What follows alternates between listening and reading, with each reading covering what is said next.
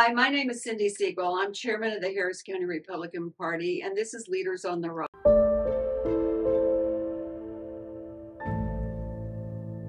Today, I'm happy to welcome my friend, Dr. Jon Spiers. He's a heart surgeon, an attorney, married to Dr. Dana Myers, who's the vice chair of the Republican Party of Texas, and he's actually a former precinct chair for the Republican Party. So welcome, Jon. And the topic today is, and the reason I've invited Jon to be a guest is because when he actually ran the last time for land commissioner, and in that process of that race, he's spent a lot of time traveling around the state, particularly to the border. And that's a critical issue, and that's what we're here to talk about today. So can you give us a little insight to what you've seen? I know you've been down there many times. Yeah. Well, Cindy, first of all, thank you for having me today. It's always fun. It's fun to come back home and be with the people where kind of you started. In fact, we're sitting in an office today where I got a lot of my political campaigning education. And so, yes, that did eventually take me to the border, where we are facing one of the greatest challenges we've ever faced as Texans, certainly one of the greatest challenges in our lifetime. Right now, we have a porous border where the men and women who are charged with protecting that border are not allowed to do their job. And we have a lot of Texans that are upset with, for example, Border Patrol. Border Patrol are just doing what they're instructed to do, and their hands are really tied by the federal government.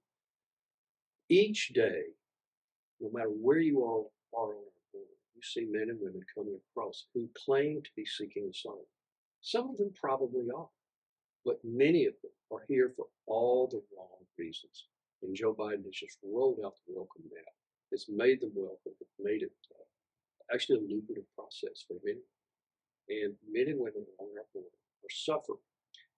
But it's not just the border. We've said, and I've given this talk all over the state of Texas, and I've talked to folks around the country. Every town is now a border town. It's affecting everyone. If we see folks come across, they don't want to stay in the counties along the border. They want to come to Houston, Dallas, or points north and beyond. And so everyone is affected by it. It's a real mess. So what are some of the stories that you've seen? I know you've talked to ranchers, people, government officials down there. What are some of the stories that they've seen? Well, we see really some tragic stories. Children are being used as tools in many of these cases.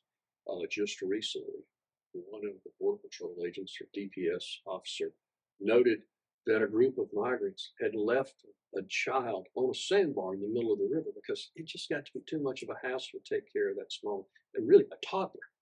They abandoned a toddler in the river. It was not their child.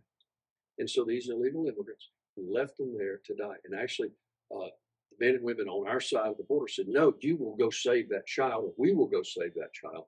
We're not going to let that happen. But that happens over and again. And we see children who have been abused sexually along the way.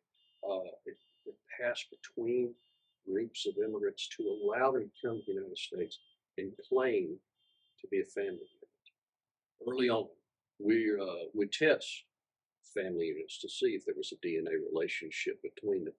The numbers overwhelmed that system. And so, unfortunately, someone decided that we would just quit doing it. Now, Texans, this was a federal decision. It's too much information. We're just not going to try to gather it anymore. And so we're taking the word of people that they're a family unit. And we know that's not true. It's awful. So what can the state do? There's been a fight up in Austin about legislation to try to do what we can from the state. Mm-hmm. Is this a federal issue, or is there anything that the state can do? That is, of course, the debate, and there are good folks on both sides of that argument. What many people rely on is a decision in the United States versus Arizona v. United States, where Arizona actually tried to enforce federal immigration law. And it went to the Supreme Court, and the Supreme Court said, no, you can't. The federal government has preempted that argument. Well, we've had a major change of circumstance, and Texas has been trying to position ourselves to challenge that ruling. We would love to see it overturned. And I remind folks who say, well, the Supreme Court has already ruled and we can't overturn it. Well, we all know the Supreme Court has overturned some long-standing decisions in this past year. We believe that the federal government has failed to protect Texas, has failed to protect other border states, has failed to protect the union at large. And their inactivity has left us with no choice but to actually protect us ourselves. We believe that we're being invaded, and the governor has been pressing this, pushing this envelope, trying to position us to challenge it. Our governor is thinking down the road for the litigation that will ultimately wind up at the Supreme Court. But there are many folks that are saying, look, we need to go ahead and act now. Early on, some of the border counties started trying to push for a disaster declaration. It started prosecuting folks for trespass. That became very popular. Of course, it's difficult to do that. And they have very limited resources down at the border. And folks said, well, hey, we can do more. We have a border czar, Mike Banks. I've talked to Mike many times. He's a great guy. He's trying to come up with some novel ways that we can secure the border. And many of our law enforcement agencies are working to do that. Operation Lone Star has done a great job, and I would love to see that expanded. We're pushing to establish a border task force, basically our own border patrol, to prosecute and deport. And we hope that this session will allow men and women working in law enforcement to directly deport folks. Will the federal government challenge us? Of course. They'll challenge us on everything. We wake up and we realize that because we're Texas, we have a target on us. That's okay. We're Texas. We're kind of used to it. So did you see any, we hear a lot that there's cartels involved, that's really who's pushing that. Yes. So what's the report on that, Jon? The cartels are very active. The cartels for years have made a lot of money off of everything from extortion, kidnapping, to transporting drugs. And that's a major problem we'll talk about in a moment. But what they found is that they have, it's almost like a subscription service. People pay to come to the United States. They pay the cartels. They have to pay the fee to come. If they don't pay the fee, some horrible fate awaits them. And you may think, oh, well, they've paid their fee. They come to the United States. It's not over. The cartel will come back a year, 2 years, knock on the door or make a phone call or run into them somewhere and say, look, you need to pay us another $5,000, another $10,000. They're making billions of dollars off transporting these folks. And it's not just folks coming from Mexico or coming from Guatemala. Some of these folks are actually paying much higher premiums to be spirited between checkpoints in the dark of the night. And they are what we call special interest aliens, folks that we really do not know in the United States. But they're here to do us harm, potentially do us harm. They're willing to pay the price. Cartels will ship them in. They don't care. They're heartless. And they've intimidated folks on the border. Many of the good, hardworking ranchers, men and women that you would admire just for their moxie, are being faced with horrible choices. You say something and we will kill you and your family. Mm-hmm. It's awful. So I have heard of that there have been identified people who are on the terrorist watch list. Yes. Have you heard of that yes. too? We've actually intercepted a couple of hundred folks along the border. And so what we've always done is just multiply that, let's say, factor to 3 to 5. If we've intercepted 200, there may be up to 1,000 or more who have gotten into the United States. And quite frankly, it's not hard to get into the United States. In Texas, we have 1,254 miles of border. We can't be everywhere at once. And so you will all remember when Haitians flooded through Del Rio and suddenly all eyes were on that area. That means there's a whole lot of the border that's not being watched and secured at that particular moment. And the cartels are not dumb. They know that if they flood one zone, that leaves a weakness in another area. And they're willing to take advantage of that. That's crazy. It's terrible. So you mentioned the drug, and as a doctor, and I know some people who've lost a loved one because of fentanyl, an accidental drug overdose. Can you talk a little bit about that? Sure. And what you're seeing? Sure. First of all, many people don't realize that fentanyl is one of the most important medicines. Fentanyl and medicine, always differentiate the two. It's one of the most important medicines. It's used in surgery almost every day. Ambulances use it when they're treating people for pain, cancer pain. Very common, and it revolutionized pain management. Now, fentanyl, the poison, is something that's cooked in laboratories in Mexico. Chemicals come from China. And people say, how do you know that? I say, well, when it says Chinese chemical on the side of a container, I'm pretty sure it's coming from China. Yeah. And they cook it in these houses. Then they make it into, they can solidify it, make it into pills. They make a powder. They buy a pill press from China, and they make it look exactly like medicines that people here in the United States take, make it look like pills we take. And then, of course, they introduce other colors. They've made the rainbow fentanyl. It's not just making it look like fake OxyContin. They make it look like Viagra. They make it look like Cialis.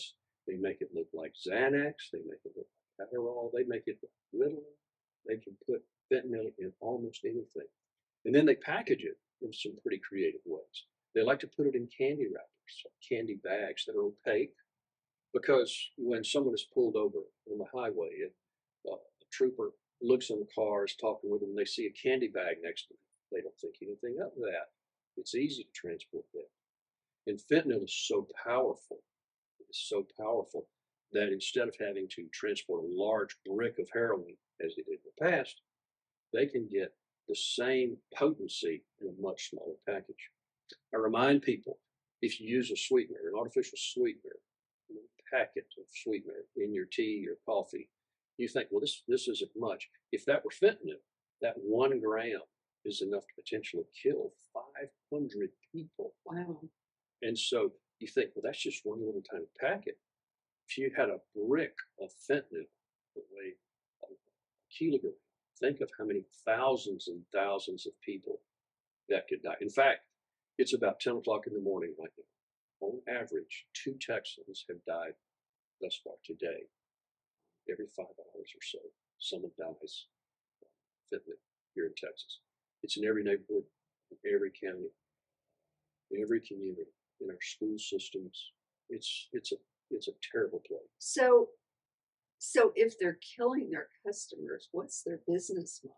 That's the I mean, question I we've hate had. to ask, No, but I'm but a businesswoman. exactly. We've asked that question so many times, and some of our United States attorneys, some of the Rodney Scott, chief of the Border Patrol, said they don't care. You will ask them, and we don't care, and it's stunning. It is absolutely stunning to us that they adopt this attitude, but they don't. Apparently, they don't. And you find this if something washes ashore.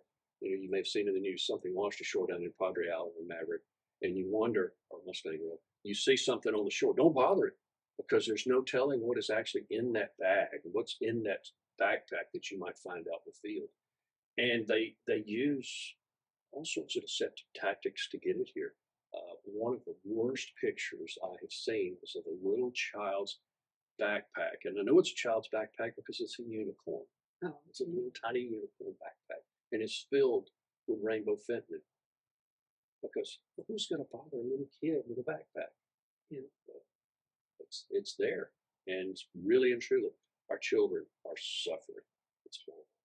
Well, I saw it on one of the media outlets that they showed a bag, and it was probably about this size, and they said there was enough fentanyl in there to kill every citizen of the United States. Yes. Which is just mind-boggling that something that dangerous is out there. And it's just the tip of the iceberg. See, there are other medicines that have been tested in years past and were cast aside because they're just not safe for human consumption. Well, when they file patent on a process to make a medicine or a pill or a drug, they file it with the patent office. It's there for all to see. And so these folks will actually troll back through these, and they'll say, hey, xylazine, which is a veterinary medicine, it was never intended for use in humans. Well, it gives a similar effect as fentanyl.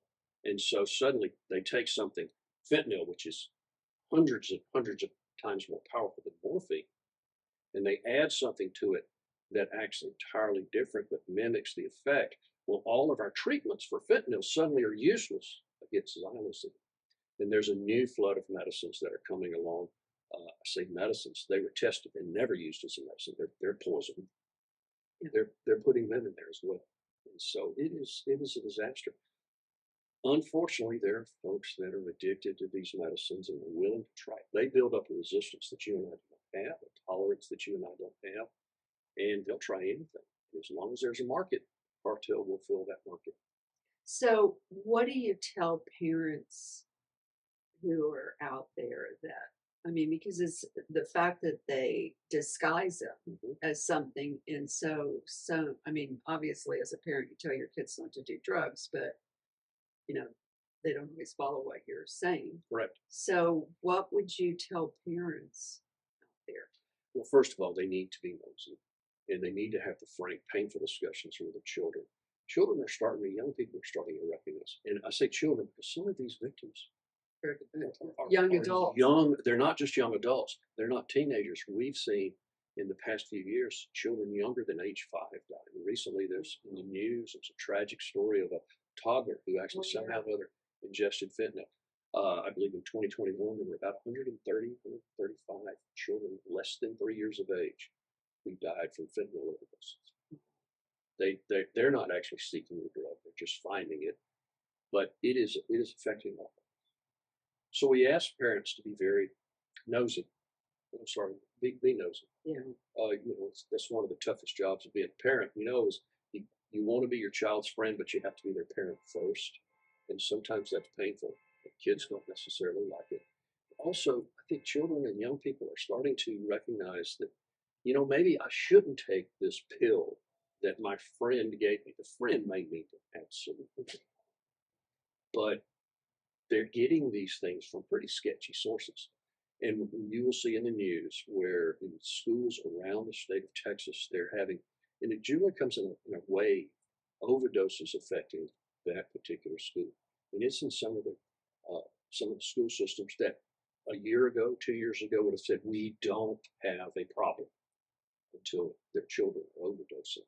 And these are, for example, uh, middle school kids selling pills that they got from someone to other middle school children.